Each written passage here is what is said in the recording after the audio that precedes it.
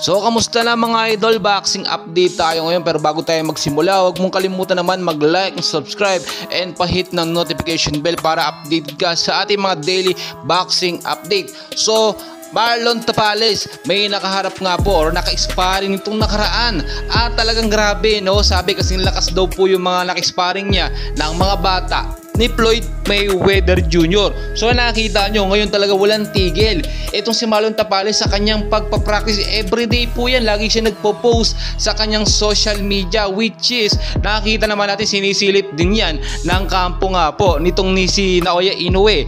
Dahil kung makikita nyo, itong si Naoya Inoue napakabihira mag-post sa social media at indikasyon lamang yan na may mga mata na nakatingin nga po dito kay Marlon Tapales sa kanyang mga training na ginagawa. Well guys, kahit ano namang gawin nga silip dito, no, ng kampo ni Naoya Inoue, ay malalaman pa rin niya sa totoong laban kapag ka nasa ring na sila. And well guys, alam natin itong mga nakaraan dumaan sa napakatinding sparring. Ito nga po si Marlon Tapales, talagang nabugbog po si Marlon Tapales, napalaban siya, pero yung ka-sparring niya ay halos papataob niya na talaga, ma-knockout niya.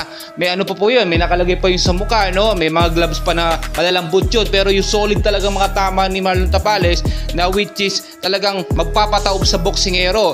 And ayon din po sa ating update, nagkaroon din daw po ng semi-sparring itong si Casimero Cuatro Alas at si Marlon Tapales, which is hindi na nga po na broadcast sa social media. Baka daw makita, no? Or sabihin ng kampo ni Naoya Inoue nagsama or nag-sparring ang dalawang mahina.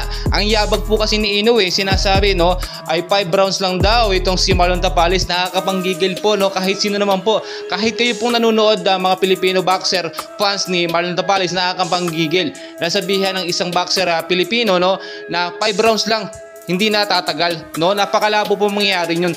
Marlon Tapales po pinag-uusapan dito, undisputed fight, at talagang marami nang napatunayan itong si Marlon Tapales. Do wala pang talo, undefeated fight itong si Naoya Inoue. Ito pong masasabi ko sa inyo, tandaan nyo pong mabuti, magkakaroon na po ng isang talo sa susunod na laban or sa laban nila sa December 26. Itong mayabang or halimaw daw ng Japan na si Naoya Inoue.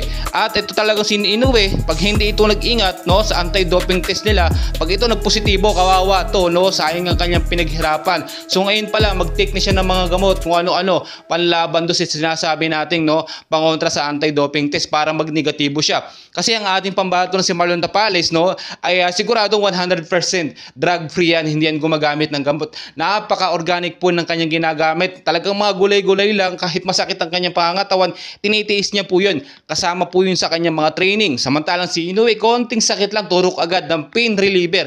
It means talagang hindi sanay sa sakit or sa mga suntok ito nga pong si Naoya Inoue. Well guys, kahit alam naman natin may kahinaan ito si Inoue, ay malakas pa rin na boksingero ito at walang ibang makakatapat dito kundi si Casimero at si Marlon Tapales. Well guys, patuloy ko kayong i-update and please huwag niyong kalimutan mag-like and subscribe for more boxing updates sa Pilipinas.